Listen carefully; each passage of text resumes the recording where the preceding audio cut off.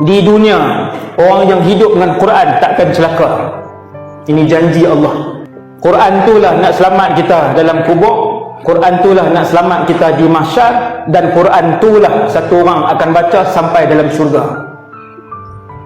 Dulu saya ada jiran waktu saya kecil, umur belah-belah tahun, umur 9, 10, 11, 12 sampai saya umur belah. Saya ada satu jiran, makcik, seorang makcik. Bukan tok guru Quran pun, orang kampung biasa aja. Tapi dia akan baca Quran start daripada maghrib, lepas tu dia mayang maghrib, lepas tu mayang isyak, sekali lepas isyak baca. Rumah kampung dulu rapat-rapat.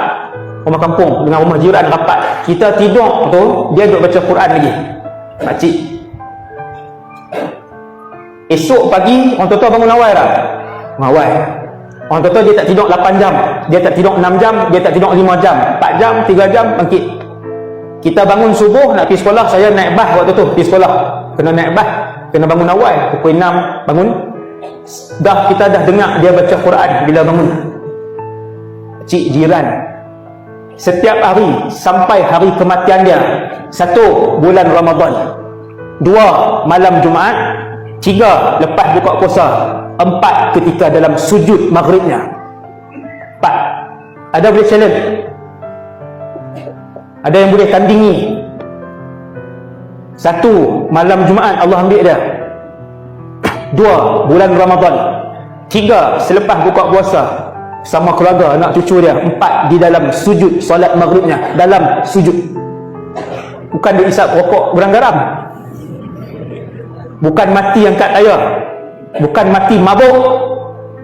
Macam hari ni banyak berita kan, mati mabuk banyak hari ni, yang Melayu dan yang bukan Islam. Mati tak boleh pilih. Hang ada berapa bilion ringgit, hang tak boleh pilih jam berapa hang mati. Hang tak boleh pilih.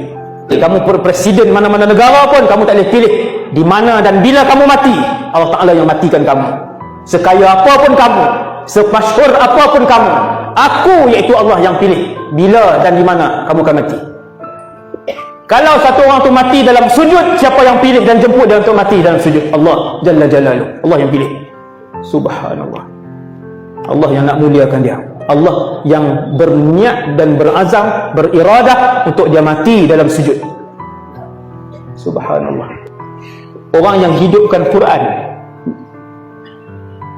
Saya tengok, saya melihat sendiri orang yang menghidupkan Quran. Nak kena hafal Quran ke? Tak perlu. Tak perlu hafal pun. Hafal lagi bagus.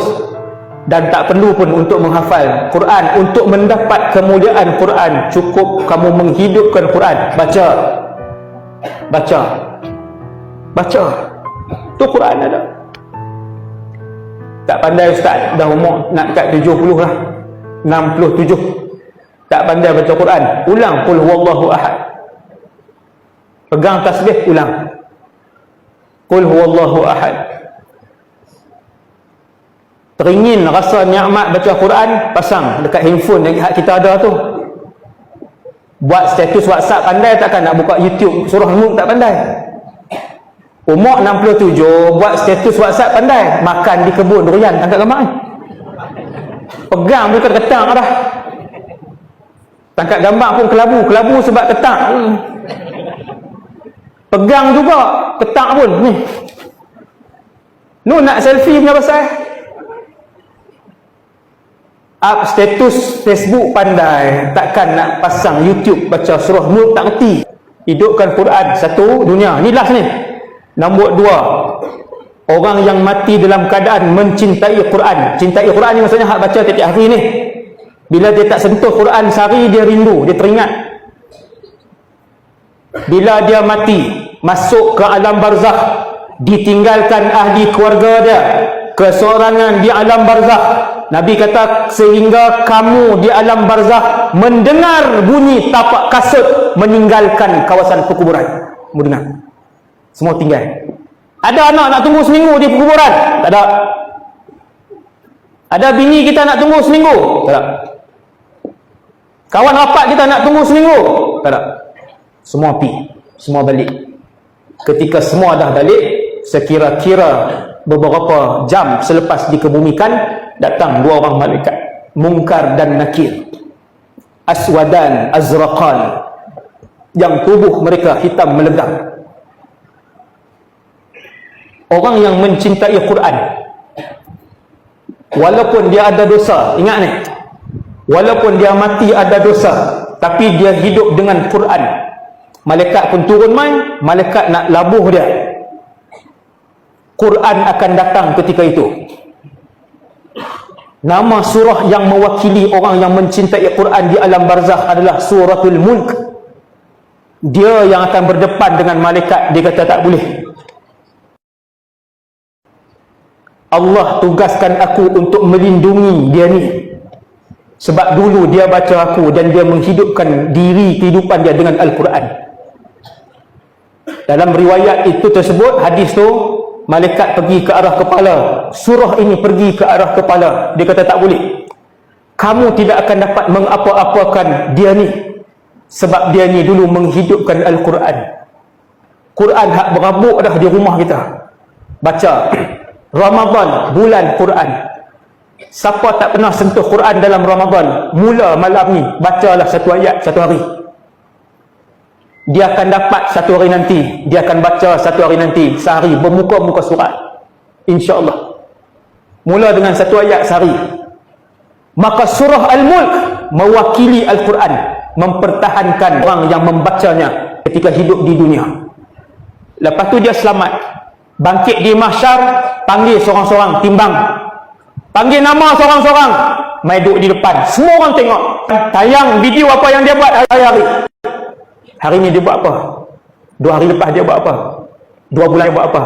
2 tahun lepas dia buat apa? 20 tahun lepas apa yang dia buat? Tayang. Ahlul Quran, orang yang hidup dengan Quran, nama dia kena panggil, dia pun pergi. Buku amalan dia dikeluarkan. Buku tuan-tuan boleh baca. Malaikat akan bagi kat tuan-tuan buku tu. Allah Ta'ala akan kata, Iqra' kitabak kafa bi nafsika al-yawma 'alaika hasiba. Ni ayat Quran dah. Bila bagi buku amalan yang tulis nota dalam tu, buat apa? Pukul 7.31, 7.32, 7.33, 7.34, 7.35. Allah Ta'ala kata, Iqra' kitabak, baca buku amalan kamu. Kafa bi nafsika al-yawma 'alaika hasiba. Hang pun cukup jadi saksi, tak payah panggil orang. Hang tahu apa yang hang buat. Kita pun pegang buku kita, Allah pun mula timbang. Ahlul Quran, orang yang mencintai Quran, tentang tahu apa jadi. Dia berdiri, buku dia dibuka, Allah pun mula menimbang satu persatu daripada hari pertama dia balik. Hari pertama dia balik, Allah Ta'ala pun mula nak timbang amalan dia. Datang Al-Quran, Quran mai. Ni yang saya kata baca Quran. Ni yang saya dah sebut kat diri saya, baca Quran. Tak pandai baca Quran, ulang qul huwallahu ahad. Ulang sehari 100, sehari 200 pun ulang. Dah yang tu je hafal. Tiba-tiba datang Al-Quran. Nama surah yang mewakili itu adalah Al-Baqarah dan Ali Imran. Suratan ka'annahuma ghamamatan tudhillani sahibahuma. Hadis itu hadis sahih, panjang sikit hadis tu. Nabi kata ada 2 surah dalam Quran. 2 surah ini adalah 2 surah yang paling panjang dalam Quran, Baqarah dan Ali Imran. Baca Quran dipanggil nama dia untuk ditimbang buku amalan dia. 2 surah ni cakap, dia mai ke depan. Baqarah dan Ali Imran bercakap, mereka berhujah di hadapan Allah SWT, sehingga tuan dia diampunkan oleh Allah SWT. 365 hari, sehari pun kita tak sentuh Quran. Ramadan tahun lepas pun kita tak pegang Quran, Ramadan tahun ni kita pegang Quran, insya-Allah. Tuan-tuan, habis timbang mahsyar, masuk dalam syurga. Ahlul Quran masuk dalam syurga, apa jadi kat dia? Allah tak membenarkan orang-orang yang solat untuk solat dalam syurga, sebab dalam syurga tak ada semayang. Dalam syurga boleh buat apa yang kamu nak. Setiap orang dalam syurga raja, dia boleh buat apa yang dia nak. Semayang tak perlu dalam syurga, zakat tak payah, puasa Ramadan tak ada, hari-hari seronok. Ada orang minta izin, ya Allah nak semayang, Allah kata tak boleh. Ini syurga, ini tempat untuk seronok. Orang nak buat haji, orang tak bagi. Orang nak berkeluar zakat, orang tak bagi. Ada orang nak bersedekah, Allah tak benarkan ibadat dalam syurga, fardu ni. Tetapi Ahlul Quran minta izin, wahai Allah, kami nak baca Quran. Lalu Allah benarkan Ahlul Quran untuk membaca Quran. Lalu mereka mengandungkan Al-Quran seperti mana mereka bernafas di atas muka bumi dulu.